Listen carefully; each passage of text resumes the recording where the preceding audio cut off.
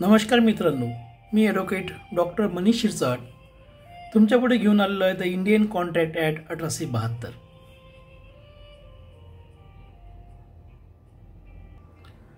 कोणताही कायदा म्हटलं की त्या कायद्याला प्रिएम्बल असते, प्रस्तावना असते। सदर कायद्याची प्रस्तावना सांगावीशी झाल्यास कायद्यामध्ये असं म्हटलं आहे की whereas it is expedient to define and amend certain part of the law relating to contract, it is hereby enacted as follows. That is our preliminary. First is short title and extent and commencement of this act. The scope of this act is that it extends to the whole of India and it shall come into force on the first day of September 1872. In this contract act, there are some definition in section 2. Section 2A काय म्हणतात तर section 2A ही definition आहे proposal संदर्भामधली आणि ते definition अशी आहे की when one person signifies to another his willingness to do or to abstain from doing anything with a view to obtaining the assent of that other to such act or abstinence, he is said to make a proposal. जर एखाद्या व्यक्तीने एखादा proposal घेण्यास किंवा एखादी मागणी मागण्याचा प्रयत्न केला किंवा सांगितलं गेलं की कन्सेंट त्याची दाखवली तर त्या कन्सेंट करिता किंवा त्या प्रपोजल करिता काही महत्त्वाचे एलिमेंट्स आहेत, घटक आहेत। ते घटक कोणते बघूया। The essential requirement of a valid offer or proposal is that first is an offer may be specific or general. Second, the term of offer must be definite and certain. Third, the offer must be communicated to the offeree. Fourth, an offer must be distinguished an invitation to offer. 5, the offer must be made with a view to obtain acceptance. 6, the offer must be made with the intention of creating legal relations. जेव्हा केव्हा एखाद्या proposal संदर्भात बोलायचं झाल्यास एक प्रश्न असा पडतो की टेंडर नोटीस जी आहे ते टेंडर नोटीस हा प्रपोजलचा पार्ट असू शकते का। तेव्हा कायदा त्याच्या कमेंट्समध्ये म्हणतो की a tender notice does not amount to an offer or a proposal, it is merely an invitation to contractor for making offers, an advertisement calling for tender, therefore it is not a proposal within the meaning of the Contract Act. It only invites a proposal. It is the submission of a tender which is in the nature of a proposal or an offer, unless the highest bid of a tenderer is accepted by the competent authority and the acceptance is communicated to the tenderer. No contract can be said to have been concluded between the parties. जेव्हा केव्हा tender नोटीसचा प्रश्न निर्माण होतो आणि tender नोटीसचा प्रश्न निर्माण झाल्याच्या नंतर हे प्रपोजल आहे का असं जेव्हा म्हणता येईल तेव्हा हे प्रपोजल नाही। त्याचं कारण असं आहे की नोटीस सेंड करणं किंवा टेंडर नोटीस काढणं हा टेंडर नोटीसचा हा प्रकार हा प्रपोजलमध्ये किंवा ऑफरमध्ये येत नाही। का येत नाही त्या संदर्भात executive engineer versus Mohan Prasad Sahu all India report 1990 या जजमेंटमध्ये नमूद केले आहे की टेंडर नोटीस ही फक्त माहिती देण्याकरिता असलेली नोटीस आहे आणि जोपर्यंत याची हायेस्ट बीड लागत नाही तोपर्यंत कोणत्याही प्रकारची टेंडर नोटीस हा प्रपोजलचा भाग असू शकत नाही। दुसरा महत्त्वाचा पार्ट याच्यामध्ये असा आहे की सेक्शन 2B म्हणते की when the person to whom the proposal is made signifies his assent thereto, the proposal is said to be accepted. A proposal, when accepted, become a promise. When the person to whom the proposal is made signifies his assent thereto, the proposal is said to be accepted. It means that when the contract completed, a contract is completed when an offer made is accepted. It is the acceptance that gives rise to the cause of action and not merely the making of an offer. जोपर्यंत एखादा contract हा accept होत नाही किंवा accept केल्या जात नाही तोपर्यंतही कोणताही करार हा पूर्ण होत नाही. या संदर्भामध्ये एक चांगलं जजमेंट ऑनरेबल सुप्रीम कोर्टानं दिलेलं आहे. ते म्हणजे medico surgical company versus union of India all India report 1980 Karnataka 168. यामध्ये पर्टिक्युलरली कॉन्ट्रॅक्ट केव्हा कंप्लीट होतो किंवा कॉन्ट्रॅक्ट केव्हा पूर्ण होतो या संदर्भात म्हटलेलं आहे. आणि जेव्हा केव्हा एखादं प्रपोजल एखाद्या व्यक्तीच्या पुढं मांडलं जाते किंवा त्याला प्रपोजल सोडण्यात येते तेव्हा जोपर्यंत ते ॲक्सेप्ट होत नाही, ते पुढचा व्यक्ती मान्य करत नाही तोपर्यंत कोणताही कॉन्ट्रॅक्ट हा पूर्ण होत नाही. त्यामुळे ॲक्सेप्टन्स सेक्शन 2B हा अतिशय महत्त्वाचा पार्ट इंडियन कॉन्ट्रॅक्ट ॲक्ट 1872चा आहे.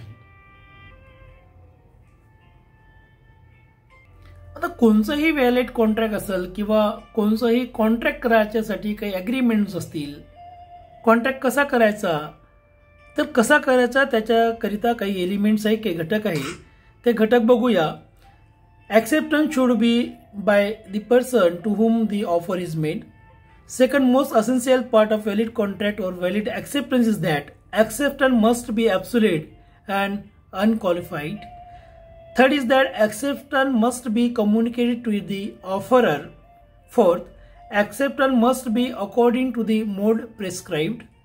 Fifth, mental acceptance is no acceptance. Sixth, an offer must be accepted within the time fixed. And seven, that is very important, acceptance must be made before the offer lapses or is revoked. जर एखादं कोणतंही acceptance ही valid acceptance म्हणाल झाल्यास तर valid तेव्हाच होईल की तुमची कन्सेंट पूर्ण झाली पाहिजे, तुम्ही त्या ॲक्सेप्टन्ससाठी पात्र असायला पाहिजे, तुमचं प्रॉपर कम्युनिकेशन त्याच्यामध्ये झालं पाहिजे, जे की ॲक्सेप्टन्स आहे, रूल्स आहे, ॲग्रीमेंट असतील ते तुमची प्रेस्क्राईब मोडमध्ये असायला पाहिजे, तुम्ही तुमची मानसिक तयारी त्याच्यामध्ये असायला पाहिजे. आणि महत्त्वाचं म्हणजे की त्याला एक जो पिरियड असतो तो पिरियड लॅप्स होण्याच्या पूर्वी, तो रिवोक होण्याच्या पूर्वी तुम्हाला हे ॲक्सेप्टन्स घ्यावं लागते. हे अतिशय महत्त्वाचे असेन्शियल ऑफ व्हॅलिड ॲक्सेप्टन्स आहे. याच्याशिवाय कोणतंही ॲक्सेप्टन्स पूर्ण झालं असं कायद्यानुसार म्हणता येणार नाही. एखादा व्हॅलिड ॲक्सेप्टन्स झालं. आता ॲक्सेप्टन्सच्या नंतर जो महत्त्वाचा पार्ट असतो तो म्हणजे कन्सिडरेशनचा. कन्सिडरेशन म्हणजे काय? कन्सिडरेशनला म्हणता येईल की consideration is the price for which the promise of the other is bought and the promise thus given for value is enforceable.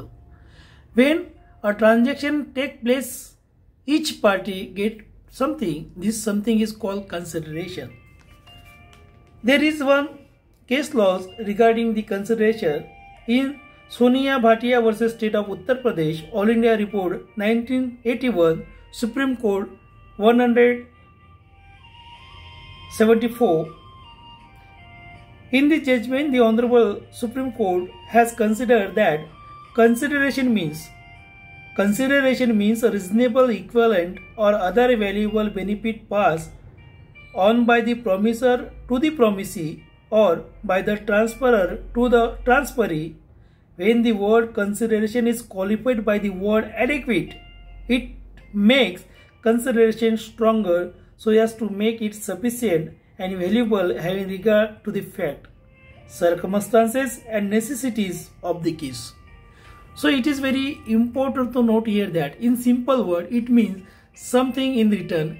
As a general rule, no consideration, no contract.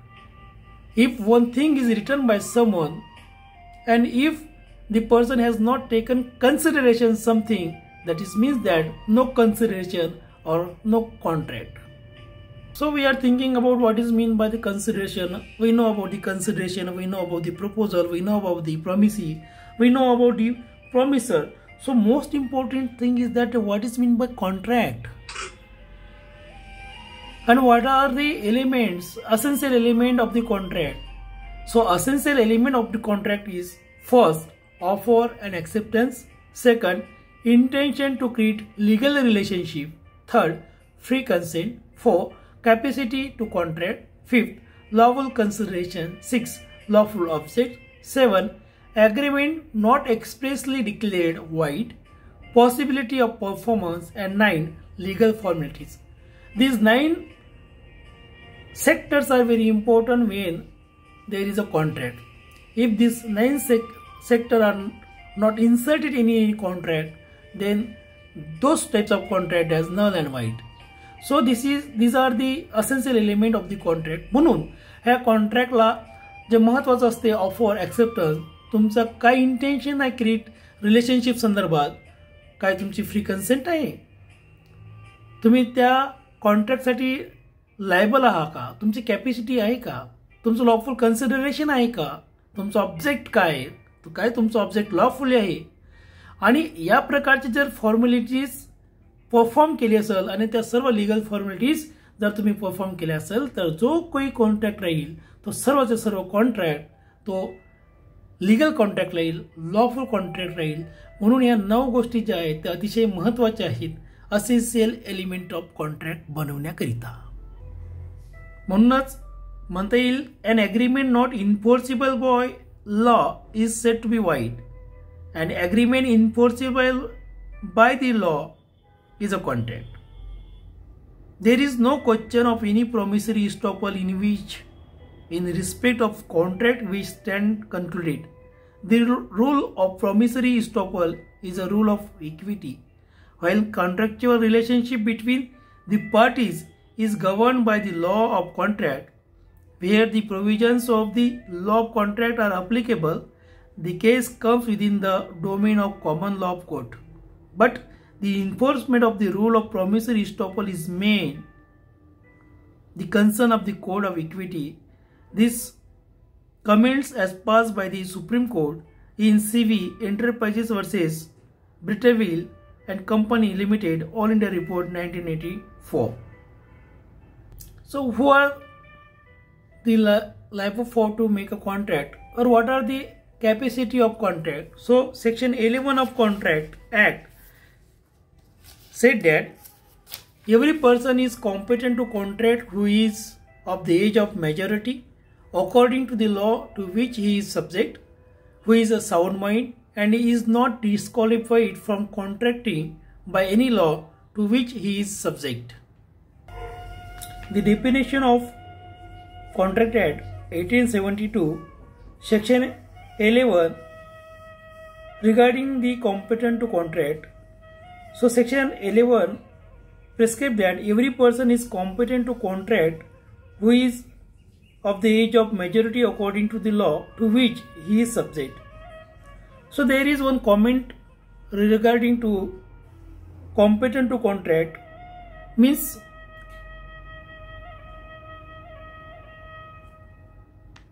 he should not be a unsound of mind, minor, disqualified by the law, idiot, lunatic, or drunkard person.